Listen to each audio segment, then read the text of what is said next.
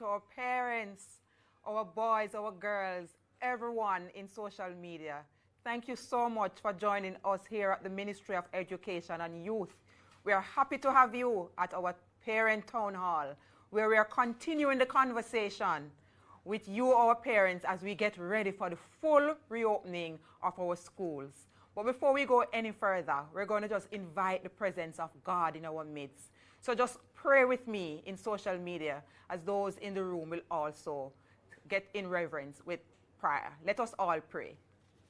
Mighty God and our everlasting Father, you are our Prince of Peace. We thank you, mighty God, for this opportunity to converse with our parents, with our key stakeholders in education. Mighty God, I know you have a special place in your heart for Jamaica land we love. We thank you for the opportunity that you have given us to get our students back into their learning environment. You have created them for excellence, and you have given us charge over the opportunities to enable them to shine and to become their best. We thank you for being with us this evening. We ask, oh God, for your continued leadership, wisdom, and guidance as we navigate this conversation. Have your own way as we continue to give you thanks and to continue to glorify your holy name. Amen and amen. Thank you, ladies and gentlemen. So we're going to have a lovely, light conversation with you this evening. We want to hear from you. We have in the room our minister, our permanent secretary. We have in the social space the Minister of Health, and we have our permanent secretary who is here to give the formal welcome. So I'm going to jump over to her just to do the warm welcome and to set the stage for our conversation. Permanent Secretary, over to you. Thank you, moderator. Honorable Fable Williams, our Minister of Education and Youth. The Honorable Dr. Christopher Tufton, Minister of Health and Wellness, online.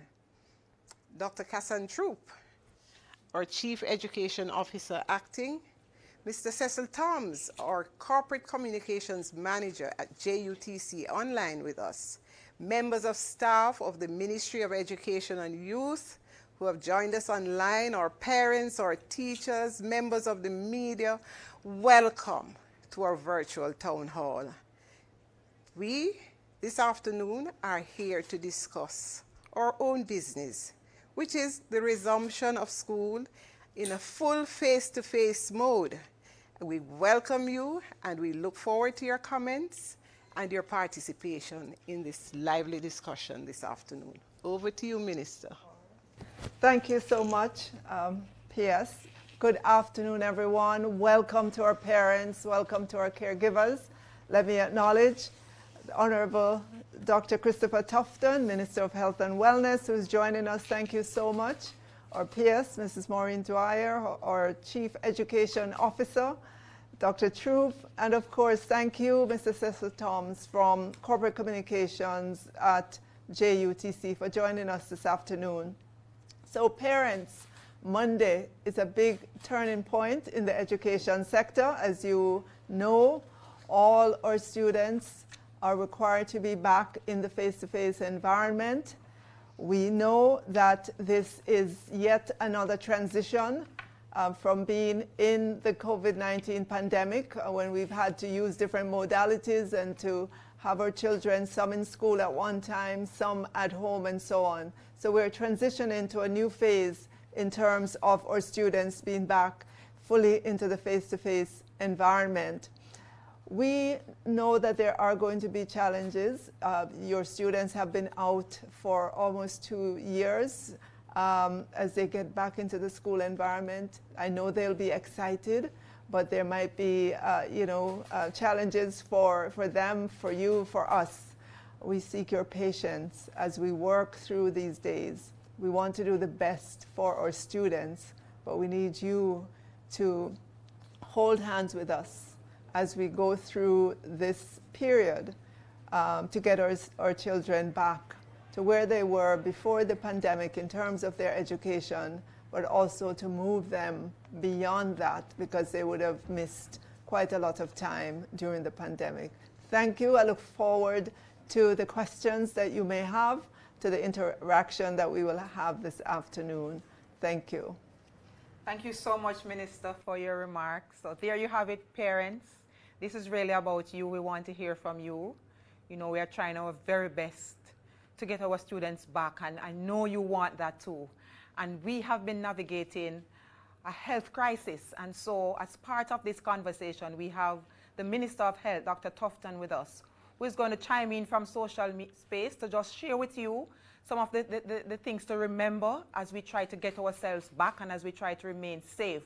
So, Minister Tufton, over to you as you try to update our key stakeholders, our parents. I know they want to hear from you, and we now turn over to you for your intervention.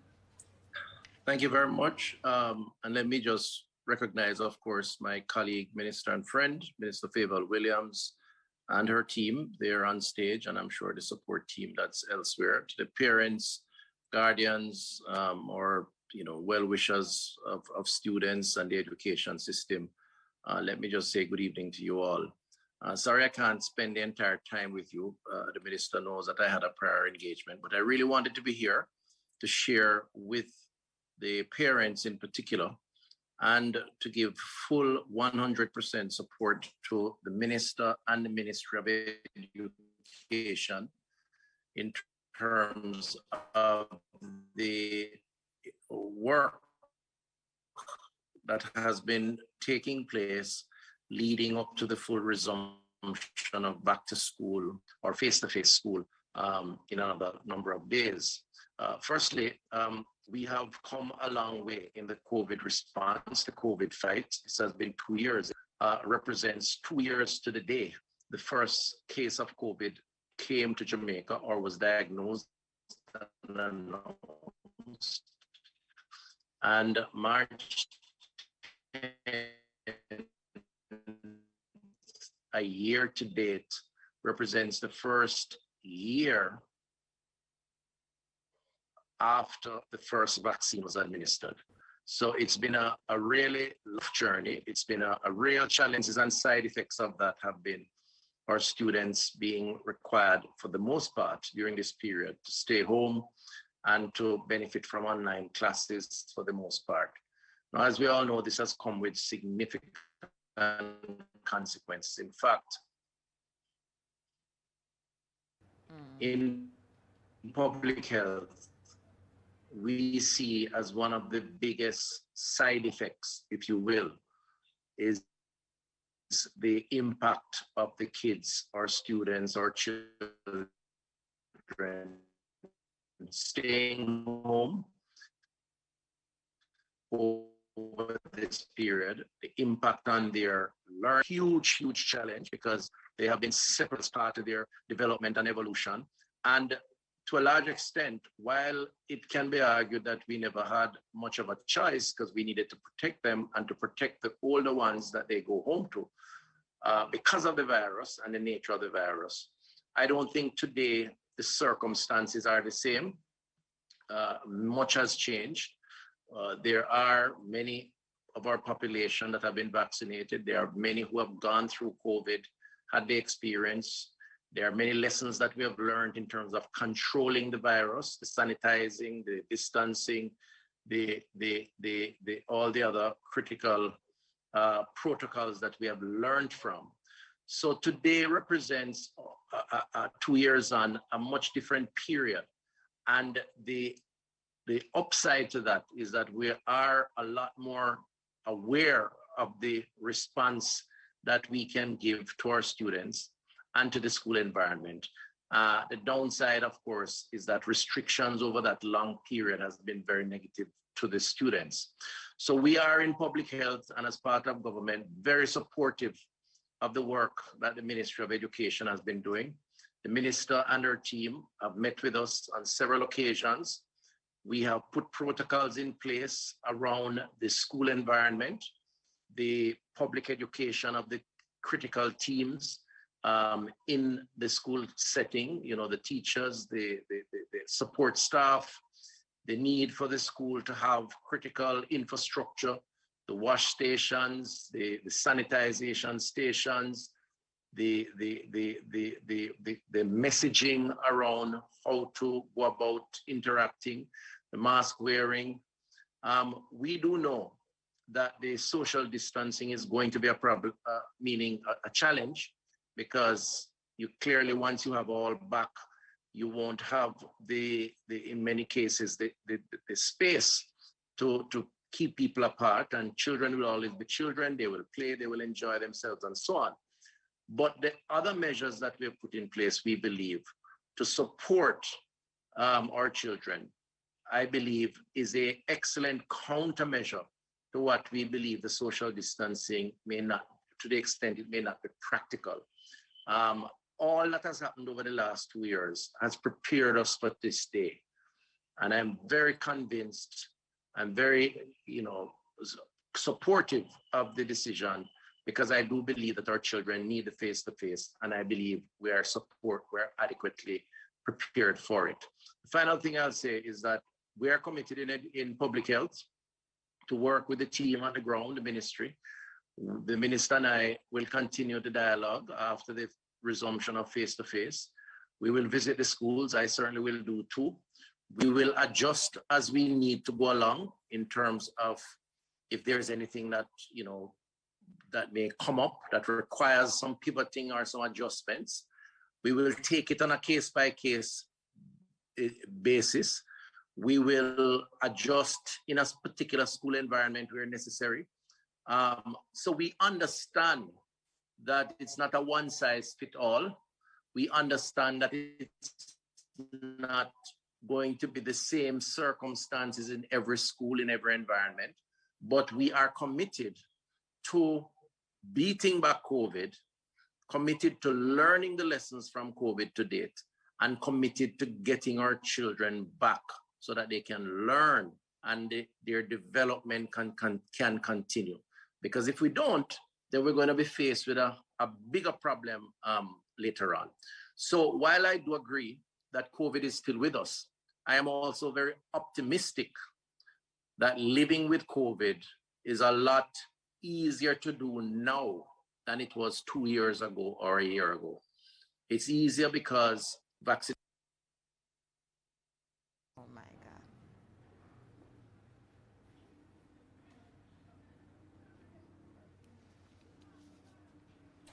I think we lost Minister Tufton there. We lost him? We may have... You're not here? You're hearing me? You're back. Oh, I'm sorry about that. But I'm not sure where you lost me, but I'm just saying that it's a much easier prospect to manage the COVID response 2 years on, having learned the lessons of COVID. And we are committed to working with Minister Favour Williams and her team to ensure that it works. So I came on with the minister to give her my full support and to say to parents, from public health standpoint, we are committed. We think that the students need the face-to-face, and we believe that the measures that we have taken and will take where necessary will give them the best possible protection. And we believe that it outweighs the risk and consequences to them by keeping them at home and keeping them out of that face-to-face interaction, which is so valuable. Thank you very much, and I hand back to you, Madam Chair. Thank you so much, Dr. Tufton. You made an important point. We have to live with COVID.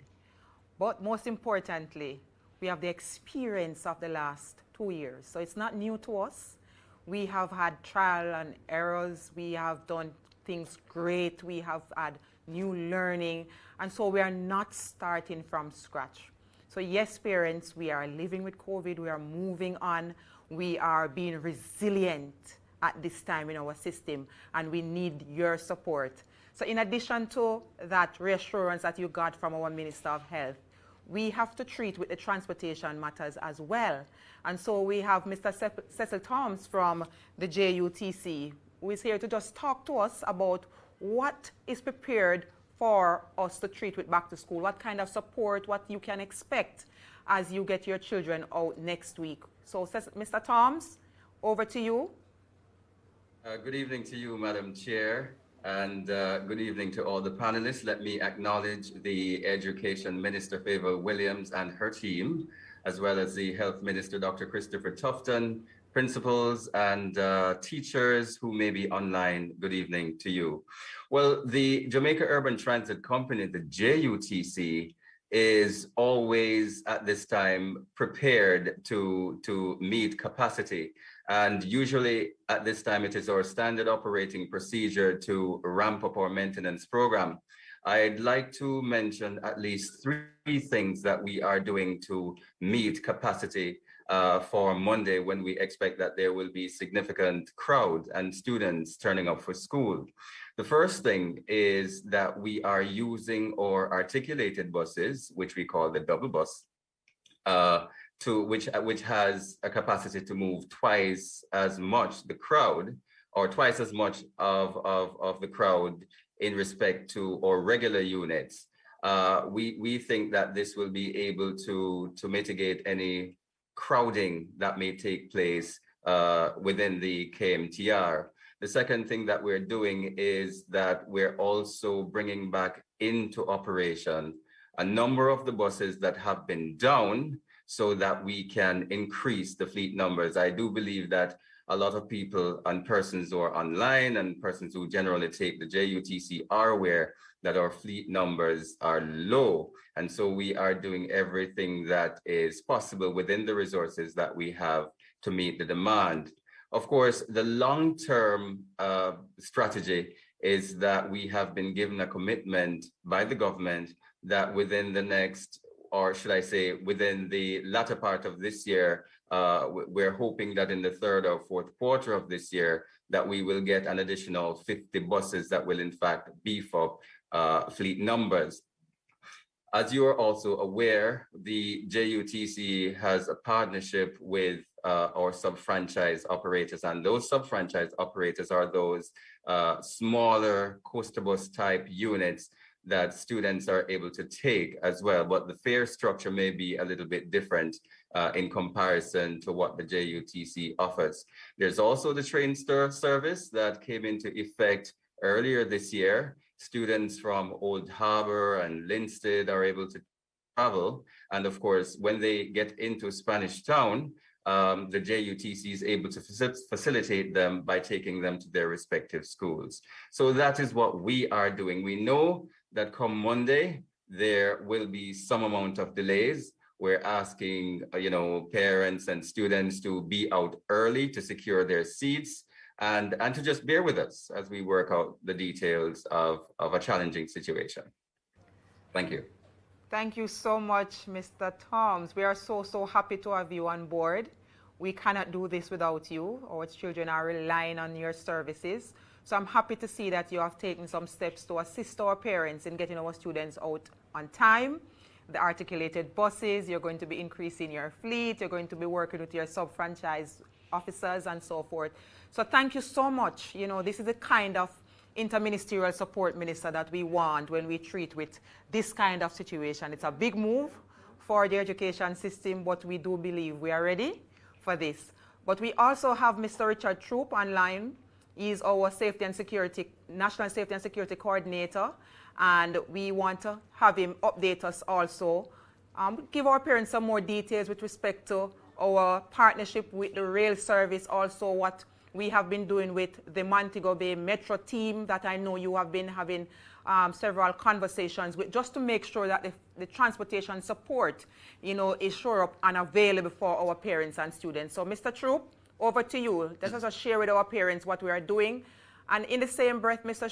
Troop, just to update on the yard-to-yard child find, where we are with that. That's an important initiative that the ministry launched to find our students. We are aware that some of our students have been detached, but this is the opportunity that we have launched to find those students, and I would like you also to give a quick update on that to our parents. Mr. Troop, over to you. Thank you very much, Dr. Troop, Honorable Favour Williams, Honorable Dr. Christopher Tufton, our Permanent Secretary Acting, Mrs. Maureen Dwyer. Good afternoon to you all, and good afternoon to our very important persons who have joined us this afternoon, our parents. The conversation is with you and for you.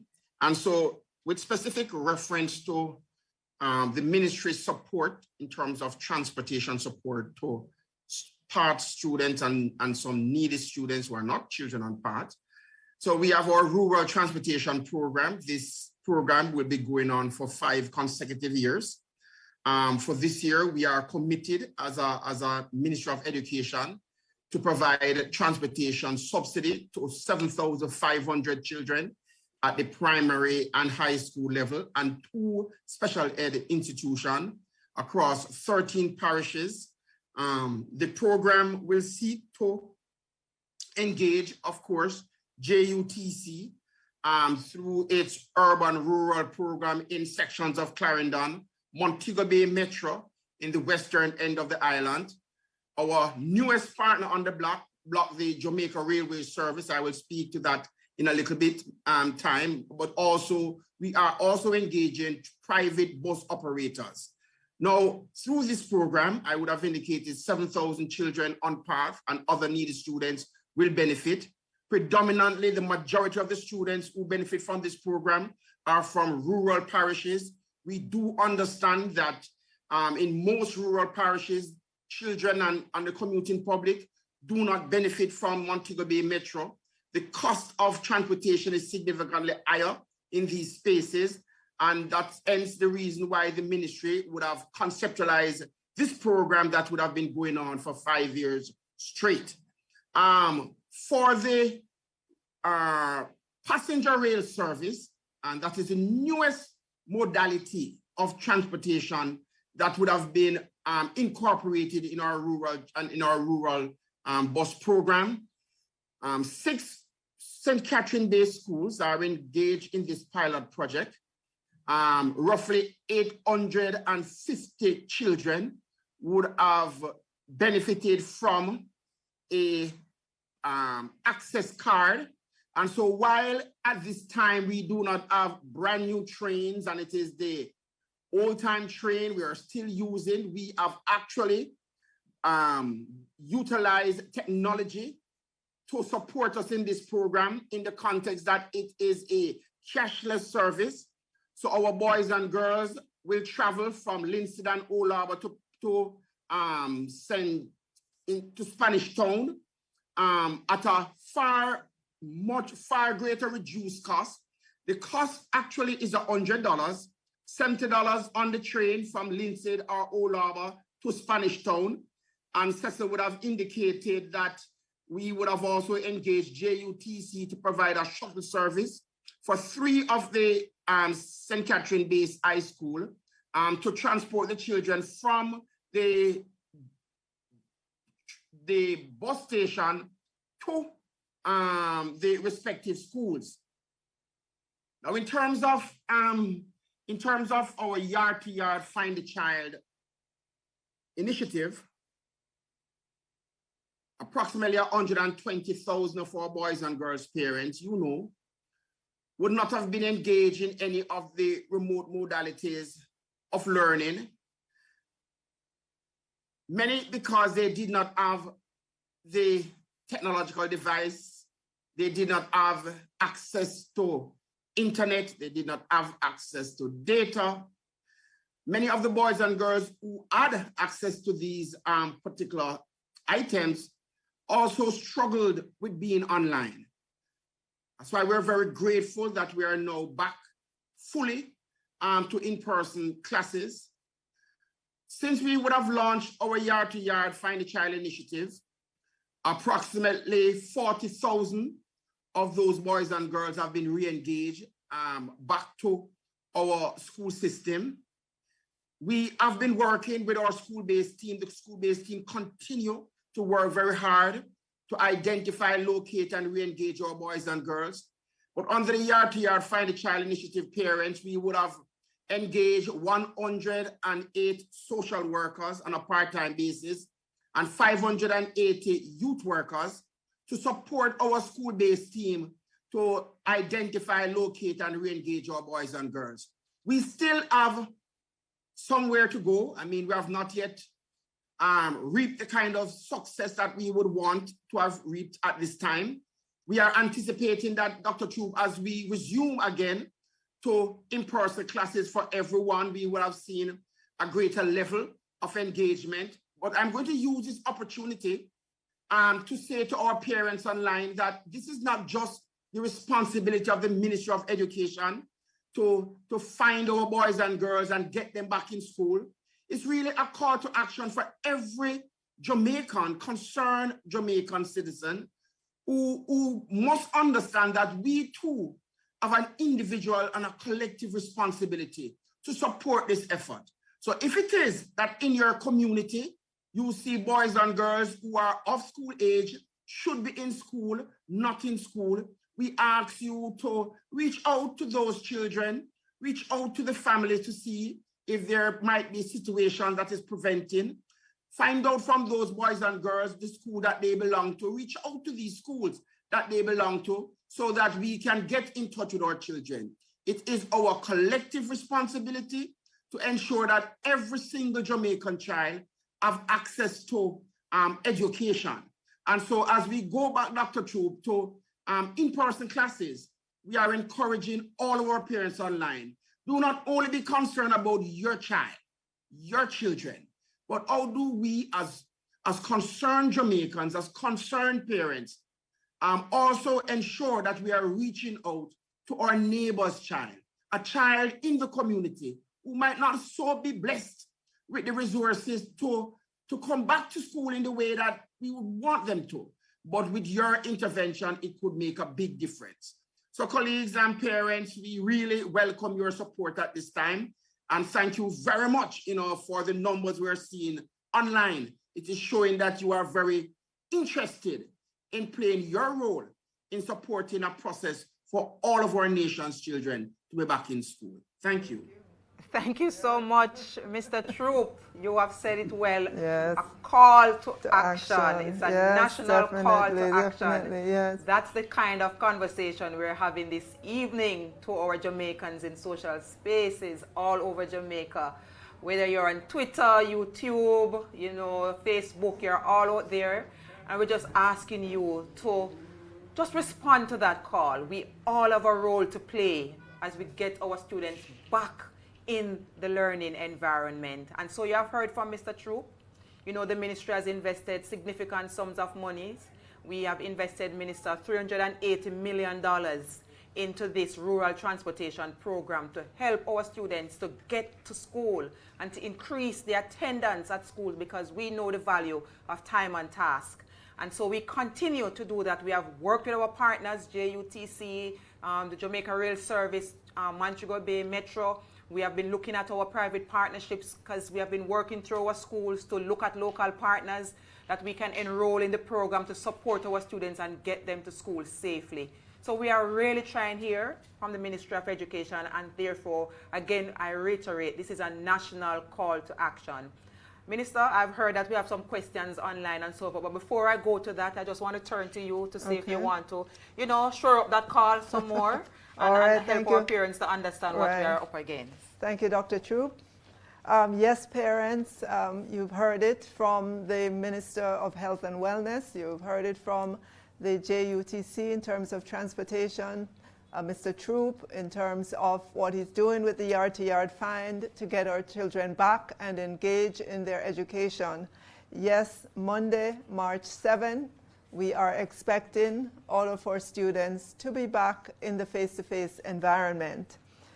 We have done some work here at the ministry. In preparation for the resumption, we would have given schools some additional financial support so that they are able to replenish their stock of sanitizers and to be able to get any furniture, especially the high schools. The Ministry of Education and Youth will continue to deliver desks and chairs to our primary schools, but we are putting additional resources out there. We would have distributed 5,000 e-COVID test kits, and we are getting ready to add some more to the system, because even though the 5,000 number sounds like a big number, when you think about all our schools, one school may not get a big amount. So we're looking to purchase additional COVID test kits.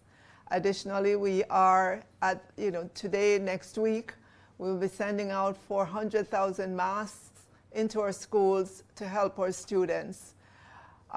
We know that there are concerns, some anxieties about the physical distancing, and you would have heard the health minister talk about that. Yes, when your students go back, when your children go back to school, they will be in a classroom with all their classmates, and they might not be sitting 3 feet or 6 feet apart from each other. And we recognize that that is the situation. We're asking, we're pleading, we're encouraging the students to continue to wear their masks in the classroom. I know that you are already used to taking their temperature coming in through the gate at the school, to ensuring you have your mask on, and to get some sanitization at entrance. And this should be for everyone coming onto the school ground. There should be no exception in terms of the mask wearing, temperature checks, and the sanitization. We know that there will be many students lined up at the gate to get their temperatures taken. And so there's some relaxation of the rules there, whereas you might have been used to somebody writing down the name of the child and the temperature. We have indicated to our schools that it's okay just to take the temperature. You don't have to record every single name of every single child and the temperature. Just when you take, when you put that thermometer on and you take the reading, look at it and make sure that it is within the normal range. If it's 38 degrees Celsius or above, we have a situation, and that child would need to be pulled out and taken to the isolation center, the isolation room at the school. And all the schools that are going to be back in the face-to-face environment have isolation centers. That's a requirement for them to have gotten a satisfactory review from the Ministry of Health and Wellness. We know that some cafeterias or canteens will be open. We ask the students, to try not to crowd the place. We know that sometimes they only get a certain number of minutes to get there, and as best as possible, we're asking you to be as orderly as possible in order to do so. We want to leave a lot of time for you to ask questions, but before we do, I want to remind you that we will be in the school environment that requires your children to turn up in their uniforms and to turn up well groomed as well. We seek your patience as you take your children back to school. Remember that the teachers and the administrators at the school leaders, they're under pressure as well. It's a new environment for everyone. Yes, we were in the blended environment and some children were at school, but now it's everybody that's going to be there. A lot of our children would have been in an environment in which they were independent.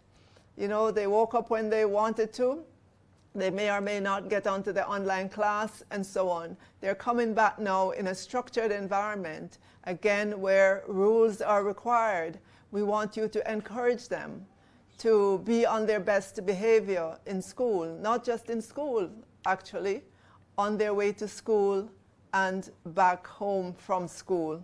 And we're asking you to be there, to be that support for them as they step out once again into the face-to-face environment.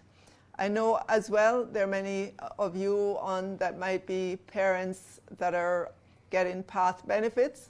That is another area that we will be looking at. I'll ask Dr. Troop to talk about that when she comes back on, as to how that's going to work now that all the students will be back in the face-to-face environment.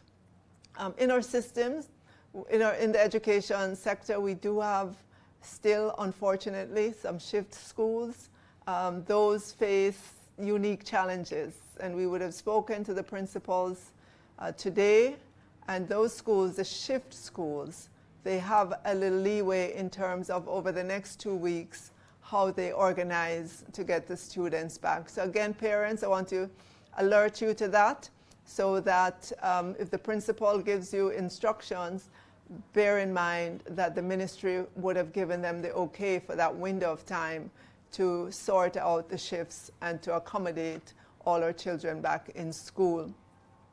So as was said earlier on, it's a collective responsibility. It's all of us, all of Jamaica, that we have to come together now to help our children as they get back into the learning, the physical learning environment, to ensure that they are safe on the way to school and back, and to be safe while they're in the school environment. It's going to require patience from all of us, from teachers, from parents, principals, from the transport, the taxi that they have to take or the bus that they have to take. It's going to require patience on all sides to help them to transition back into this environment. Recall that some of our students, especially our grade 7 to 9, they would have transitioned to high school in the virtual world. And so they're not used to the environment just fully just yet. So you're going to hear me say the word patience many, many times, but that's going to be required of all of us as we transition into the full face-to-face mode. Thank you. I look forward to the questions that you may have. Thank you, Minister, for just reassuring our parents that we understand the fears, we understand the concerns, but we are working with you. And as Minister said earlier, there are some schools, our shift schools, you know them, your children are registered in these schools. The principals might have said to you that not everyone can be in for Monday. That is something that we are aware of, and so we're asking you to work with them. They are not breaching any rules.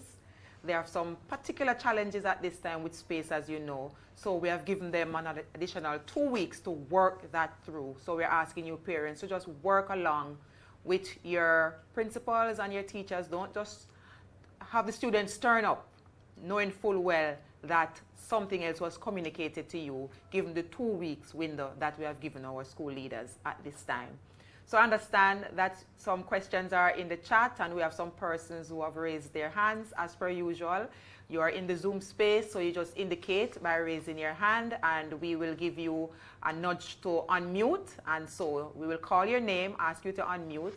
You will do so and pose your question. So I have my technical team member, Ms. Thompson, who is going to call on you as she identifies you lined up in the platform, right? So this question is from Facebook.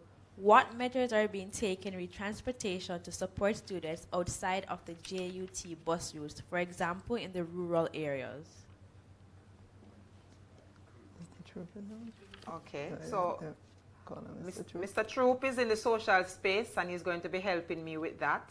But since the COVID, we started a series of conversations with our transportation providers. And so a number of persons have been working with our school leaders to apply the different routes to make sure that support is provided on those routes. I know that many of our principals have been working with our transportation providers in their context, and some kind of relationships have been established, and persons are working with the schools.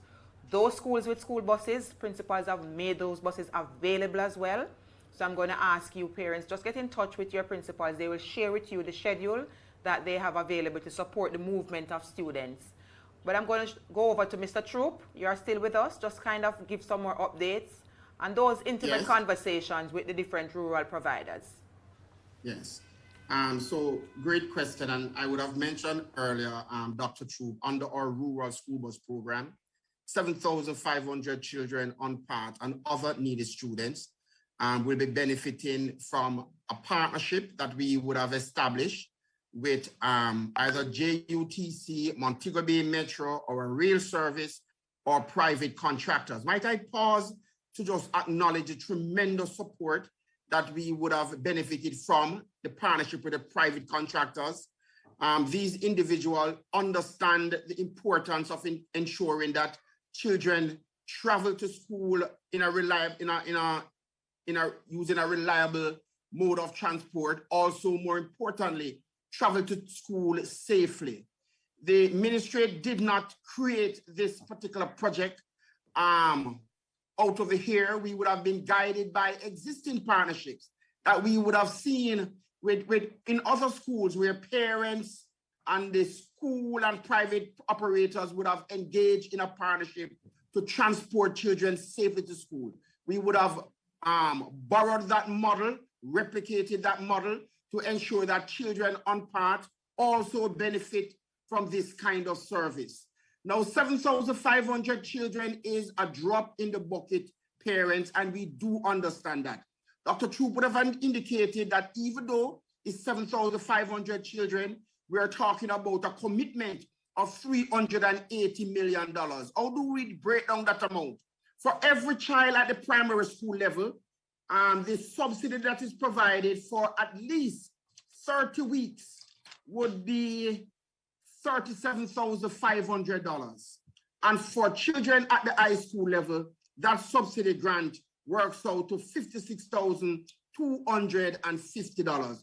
Now, of course, we would say to our parents and to our students and parents, I'm saying it to you today too, we have to ensure that our students understand that they have a personal responsibility for their own safety when they are utilizing public transport. Too often we see students wait on special bus. Too often we see students after school, instead of boarding the bus, they are lining in the plazas, they are lining in the town centers. Now is not the time that we continue with those pre-COVID behavior. We have to ensure that as parents, you are sitting down your children, irrespective of their age, to remind them of their personal responsibility. This morning, we had a conversation, Dr. Troop, with the National Deans of Discipline Association, the Community Safety and Security Branch, and ourselves, the Ministry of Education, Safety and Security in Schools Unit. And one of the things we did mention in that meeting this morning is a recognition that children at this time, more than ever, might also be vulnerable to those persons who will want to steal their technological devices from them. And so it is because of this kind of reality that we ask children to be on their guard. We ask children to travel in groups, not walk by themselves. We ask them to avoid taking shortcuts. We ask them to avoid listening to the thing that they put over their ears and they are distracted from the vehicle or traffic. These are some of the personal responsibilities that they can take at this time. We, as we speak, there is a challenge with the number of vehicles that are available to adequately transport the commuting public, including our boys and girls. So again, parents, it would have been said earlier, we encourage you to encourage your children not to just come out the house when they feel like 5 minutes before school start. But how do they get enough rest in the night to wake up early, to dress and come to school without loitering on the road? Because the greater the numbers of persons concentrated in a space in the peak time of traffic, it is greater the vulnerability to our exposure to the virus, but also the greater the risk in terms of being harmed by those who are intent in creating havoc in our nation. So these are some of the tips, parents, I encourage you to take at this time, understanding again that collectively we can make this difference. The boys and girls have a responsibility, our parents have a responsibility, and certainly the Ministry of Education has a major responsibility to ensure that our boys and girls return to school safely for in-person classes, and they get the best out of the educational experience at this time. Thank you so much, Mr. Troop, for that comprehensive response. I mean, there's nothing more to add to that, Minister. That was well said. Yes. Parents, you've got the tips right there. You just have to make sure that you do your part in having those conversations. So as we are here gathered with you this evening for this conversation, we expect that you will have a further conversation with your child or children as we navigate this new experience going forward. I have several other questions. Ms. Thompson, go ahead. What about the primary schools like grade 1 and 2 wearing masks for the entire day? All the children coming back in the class, some class has 31 or 41 students to a class. What are the protocols in place for this? Okay. Thank you very much. That's a very good question. And I'm asking my parents, if you are able to access the bulletins that we send to our schools, Bulletin 33, 2022, you will see that we provided some reminders to our school leaders as to how to treat with these situations. Wearing of masks is not new to our school environment, be it the primary, infant, secondary level. We encourage that. It is supposed to be done to keep ourselves safe. What we have said to our principals is that we should just arrange mask breaks in a structured way. So we don't want our children to just randomly be taking off the mask in the classroom or in their different spaces on the school compound. It has to be structured because we still have to remember that we have a responsibility to keep ourselves safe. So our parents, this is the kind of conversation we're asking you to have with our students, that the mask wearing is very important. And Minister said it earlier, the sanitizing, the washing of hands, very, very important. So we have asked our principals to arrange the mask breaks in structured ways and also to maximize on the outdoors as best as is possible throughout the day. Minister, you want to jump in on that? No. Oh. Just to support you, Dr. Troop, on that, we understand that for some children the mask is not as easy as for others. But again, as you heard Dr. Troop say, we're asking our teachers to have these structured mask breaks, or children will go outside, they're able to take off their mask and get some fresh air and then come back into the classroom. It's for their safety, it's for the safety of the other children in the classroom as well as the teacher. And because you're coming back into an environment in which we cannot have the physical distance that we're used to between the bench and chairs, we're going to have to compensate in other ways to offset the risk of not sitting 3 or 6 feet apart from each other. So those are some of the things we have to do in order to ensure that we continue to keep your children safe while they're in our care. Thank you very much, Minister. Chantal, over to you. Will the Google Classrooms still be utilized? Group of classrooms. Oh, the Google. Okay, yes. Technology will remain a permanent part of the education system. We will still have all the technology that you are used to in the virtual space. It will still be available. We will still as well have lessons on TV because the ministry has its own channels, so those will still be there. And of course, in terms of the learning kit, now you will be back in the, your children will be back in the face-to-face environment with their books, and they'll be in the classroom.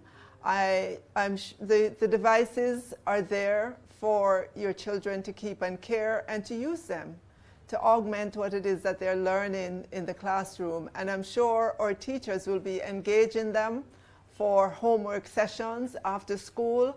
Might not necessarily be physically at the school. I'm sure there are many teachers who will be arranging virtual sessions to help students with various aspects of their work, with the math, with the science, and so on, because everyone recognizes that the 2 years have been really hard on our children in terms of their learning. So yes, the technology will remain. We will just be using it in a little bit different way than you're used to when we were in the mixed modality or we were in the 100% virtual world. Yeah. Thank you, Minister. I think PS wants to jump in a little. PS, go ahead. Well, just to add to what our minister said, we now have a technology in education policy that was approved. And so that's what the landscape will look like in the future. Technology is here to stay. Thank you, PS, for chiming in on that. Chantal? Okay, now we're heading over to Zoom. Marco Dean Stewart, you can go ahead and unmute your mic and ask your question. Hi, good night, everyone. Good night, Minister Favor Williams and everybody else. Question, in regards to the 66 bus route, Minister, I know that the Hermitage community that falls under your constituency. However, the 66 buses, they run very, very, very bad. I'm no longer living in that community, so my child now has to take 2 buses to school. But because the 66 buses run so bad, I want to know for the JUTC person. I think this question is really for the JUTC person. What is going to be done about that? We need more buses on the route. Okay, thank you very much for that. Cecil, can you come in here? Yes, thank you so much, Madam Chair, and thank you to the person who asked the question. The truth is that we are severely short on buses. As I indicated earlier, one of the things that we're doing is for those buses that are not currently functioning and that need, fewer parts, we're trying to reintegrate them back into the service. With respect to particular routes, though, I'm sure that there is a plan for particular routes that we're having challenges, 66 being one of them. I don't know how many buses would have been allocated to that route, but I do know that we are trying our very best to ensuring that where we have challenges, that we ensure that we put buses on those routes to mitigate the challenges that we're having. I just want to point out as well that it is obvious that we are short on buses, but at the same time, we're also saying to parents and to commuters that there will be delays. There's no bones about that. There will be delays. So we're asking you to come out early, ensure that you secure your buses, and be on your way either to work or to school. But you have to bear with us because we do have limited numbers of buses. Thank you so much, Cecil, for that. So parents, you hear it there. Come out early. You have heard Mr. Toms making the appeal. We are also making the appeal. We need all hands on deck. It's not the ideal situation, so I'm asking you to just make the adjustment, and I'm sure parent would just call in that Mr. Toms will make note, Minister, of that 66 route, and I think you have also done I know. so. So we are taking notes too as well.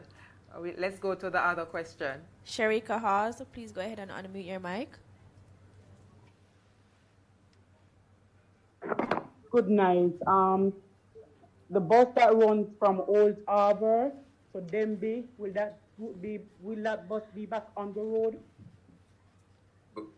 It's a good question, Sharika. Unfortunately, it probably would have been useful if we had somebody from operations. I can perhaps get your contact details and forward that information to you, but I am unable to respond in a comprehensive manner to you on that one. But we do have buses that operate in a very limited way in Old Harbor. What did you say? From Old Harbor to Spanish Town?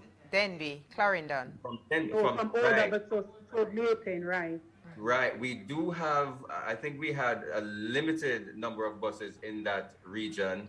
I don't have the information right now where we stand on that, but perhaps Chantal could take your particulars and I get back to you with some information. Okay. Thank you. Dr. Troop, could I mention, Cecil? Yes, Mr. Troop. With the JUTC, Ministry of Education and Youth Partnership, we had 3 JUTC buses in those spaces transporting our boys and girls. It has materialized because of the partnership between the Ministry of Education and JUTC. Cecil, I hear the uncertainty, but I just want to assure our parents that the ministry is committed to continue that partnership and the financial support to underwrite the expense for those 3 buses to remain on that particular route, because it has served an important purpose of getting our boys and girls to school safely and on time. So we are prepared to continue that partnership, Cecil.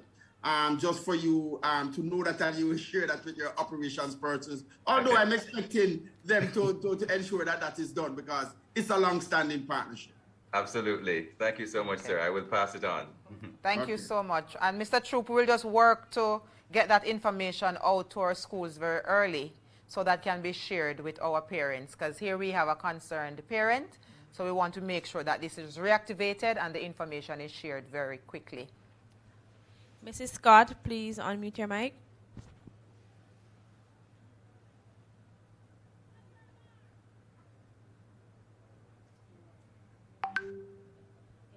Anna Walters Clark, you could go ahead and unmute your mic.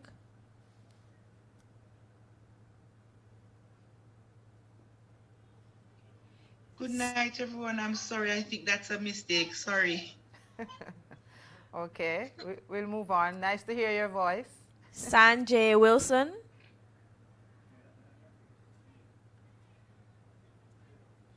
Okay. Beverly Anderson.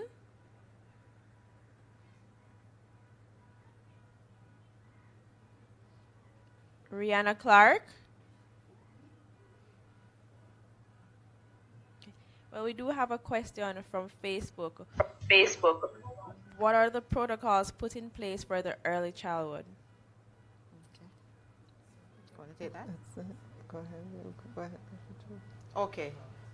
So as you know, we have given the instructions for all our schools to be open, and the Early Childhood Commission has been working, and Minister, I can tell you, they are active on social media far more than us. They have been in the field, they have been doing the corner talks, they have been working with that community. So all those schools are also being supported by the Ministry of Health. Those schools have to be inspected as well and be approved by the Ministry of Health for face-to-face. So that is an ongoing activity. A number of those schools are already approved for the reopening. So the Ministry of Health will continue to work with ECC to get the information out for those schools that have been given provisional approval and those that have been pending.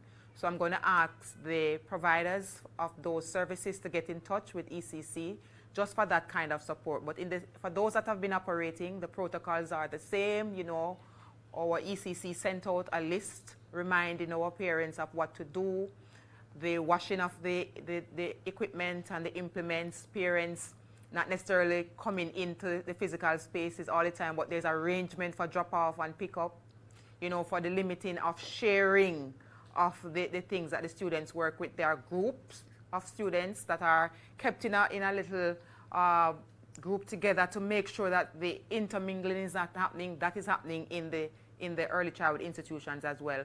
So I know the practitioners have been working with our parents, and to be honest with you, Minister, we have not had much objections from those parents. They have been working, they have been facilitative, they have been doing the drop-off. You know, sometimes they are anxious and they want to get into the space, but they understand the limitations at this time, and so they have been working with the practitioners. So the instructions are open for them too, to be back at school. Our infant departments here in the ministry, those schools are open. We have 437 of those schools, serving roughly about 8,000 infants. Those students are to be back in school because all our infant departments are open for school, for physical face-to-face. So please get in touch with your principals, get in touch with the providers of your basic schools or your early childhood institutions or centers. They will provide you with the guidance, but they are also open. And in fact, the daycares have always been open. We have been navigating the pandemic. That space has been made available for parents, especially for those who have to go to work. So those protocols continue to guide them, but get in touch with your principals or the owners of those institutions. Okay, we have two more questions. Tanisha Richards, please go ahead and unmute your mic. Okay. Natisha Green. And one more, Yvonne Mattis. Please unmute your mic.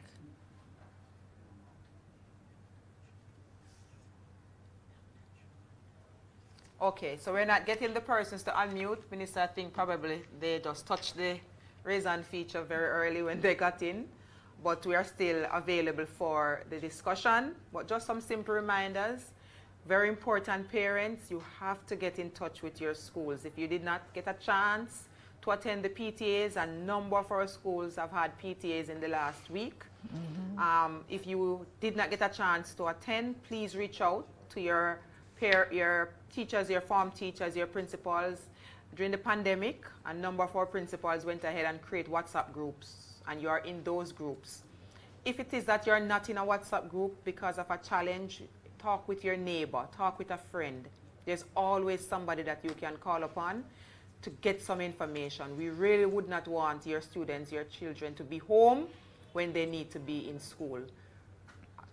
the adjustments are being made at the school level. We want every single Jamaican child back into school. That's where we are at this point in time. And we're really happy for that. And I know the students are really looking forward. So parents, that is one of the call to action. Get in touch with your schools. That's where the information is at this time. Minister? Yes. Thank you, Dr. Troop. I want to say to the parents, I know that there is quiet enthusiasm and expectation among our students, among our teachers, our principals, and I'm sure among our parents as well, to see all of their children back into the education environment, into the face-to-face environment. It's an important point in the transition through this pandemic. As you heard the health minister say earlier on, we have to learn to live with the pandemic. And so we need to continue to observe the protocols as outlined, especially given that in some schools, the physical distancing will not be able to be maintained in the classrooms. But I know you are ready. I'm sure you've been looking forward to this day when all of your children or your child can be back, getting up at a certain time, making it to school and meeting friends, interacting, doing some of the extracurricular activities that are available at school and so on. Again, in closing, I want to implore you to be as patient as you can be. Maybe I have to say, assume the patience of Job, because you are going to need it. Mr. Toms talked about just the limitations at JUTC for those of you who live in the KMTA. For those of you who are in rural areas, I know the journey to and from school is longer than we have in the city. And I know that the hassles that you may have sometimes getting your children to and from school. Again, we all have to exercise patience, and to the students, we want to say welcome back to all of them. But we know that during the next several weeks, they have to go through a re-socialization again because they're coming back into a structured environment that they, over the last 2 years, it didn't feel so structured to them as they were at school and they were in the virtual world. Safety is the key word in all of this. Wherever you are, whether you're on the school grounds or in waiting for your transportation, Mr. Troop gave a lot of advice in terms of how to be safe while you're out on the road, going to take your bus, your taxi. And parents, I want you to take this back to your children, talk with them, help them to understand. Sometimes we assume that they do, but just have them at dinner or in any other setting, just kindly bring up the idea of school and some of the expectations for your children. We are doing everything we can at the Ministry of Education and Youth to ensure that our schools are ready to receive the students. But again, I know it requires all of us to feel or understand and act in a collective way so that the education system will be successful for the rest of this year, for the rest of this school year and into the next. We look forward to continue the conversation with you. This will not be the last of the town halls. It will just probably be the beginning, because I know as we go through school, there may be other issues that come up that we need to address with you. We know that you'll be here next time we call. So I wish everyone all the best. Be safe and speak with your children. Speak with them often. Answer their questions and exercise as much patience as you can with them and with the situation. Thank you. Thank you so much, Minister. I'm understanding that we have one more parent who is pushing one to get a question in. So we are going to take that question. So go ahead. Schools implementing a shift system for the short term, and what support it is prepared what support is the ministry prepared to give in this regard? If we are against the schools implementing shift system for a short term. Okay.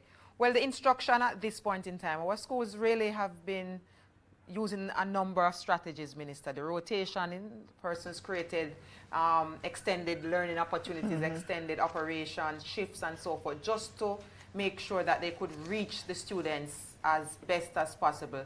Now we have the opportunity of full face-to-face because the shift itself comes with some limitations. And so we really don't want to perpetuate that if we have this opportunity of operating our whole day schools. So that's really what the instructions are at this time, and that's why we're saying work with your schools. Minister indicated earlier that we have some shift schools. Those are established shift schools, and we have given them an additional 2 weeks to work through their challenges, to communicate with you so you can know fully when they will be going back to their normal operations, because they have to do a number of changes given their situation. They are beyond their capacities, as you know. You know, there's a classroom shortage issue and so forth. So they need a little bit more time to work that through with you. So we're asking you to just be patient with them. But we really would not want a normal school to be going into a shift situation given the limitations of that school operation. So that's not the approach at this time. We really want to have all our students back in the whole day environment where that can be accommodated. That's really the thrust at this time, especially in light of the, the learning losses that we have suffered over the period. And just to make a point, Minister, and I know Pace would want to come in on this, with respect to the extra lesson and the homework program. We're aware that over 10,000 students have registered already at the school level to participate in the extra lesson homework program. Parents, if you are listening, please speak with your principals and your teachers about this initiative. It's really an initiative of the ministry to provide extended learning opportunities for the boys and the girls. They have been robbed by COVID of their time on task, and some more than others will need this time. 4 hours per week, 2 hours each day for 2 days, parents, just to sit with their teachers in groups of 15 where the teacher can give the hands-on attention, where you may have our desire of special extra lesson for your child. We're not taking away that opportunity. We are just enabling, especially for those who are not able to fund this kind of support for their children. The ministry is responding to that. So you may be a parent out there and you have your homework program all set out already. You have a teacher who's working with your child. We don't want to disrupt that. This is to complement that. And as I said, we are asking for 2 days to work with those students, and the ministry will fund that. If it is that you want to do additional work, as a parent minister called in today to say that she wants to do additional work with her child and to ask of her teacher to do that. And this is why I'm making the point, parents, that we are not asking you to abandon those activities. This is really just to support what you are doing out there. If you have the resources to do additional or alternative arrangements, we support that. But for those parents who may not be able to afford any other opportunity of extended learning support and time on task, the ministry is providing that resource at the school level, and we are doing it in small groups. So those students who did the diagnostic test, parents, talk with your principals and your teachers about this test. They should share with you the results of these tests so you can understand what is happening to your child. If it is that the teacher is not able to share that data because your child did not sit that assessment, it is not too late. Because what we should be doing now is guided learning based on data. We don't want the children to just go back and start anywhere in the curriculum. It's about where they are now and where we need to get them as they continue on their learning journey. So parents, please maximize this opportunity. We have the face-to-face component and we have the virtual component. So we have 3 educational learning providers who are working with us. We have indicated to them that they can take up to 10,000 students across the country. So that's 30,000 students who can benefit from the virtual learning opportunity. One-on-one who's working with all the high schools. So I want you to pay attention to that. You have an opportunity here to get to pass papers, to get to hands-on support in the virtual space for those who have the device. And you don't want to stay at school, but you want to go home and you want to log on and get this additional help. Your mommy may not be there, but somebody's in that space that is going to be compensated by the government to work with you. So this is really what is necessary now as we go back into the face-to-face. We have to make every decision, every possible chance that we have to get our students back where they're supposed to be, to treat with the learning losses that we have suffered throughout the pandemic. So I'm making that that appeal again, PS, as we strengthen the call to action. PS, any further call? Oh, Dr. Troop, I think you said it very well, Minister, yourself. I just want to close off by saying that I think the concerns raised show that people are cautiously optimistic. They really are just saying, how is my child going to be taken care of and being safe at school?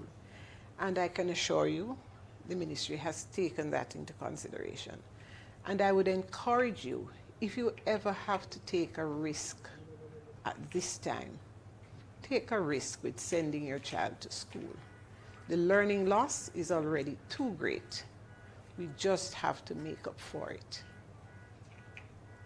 All right.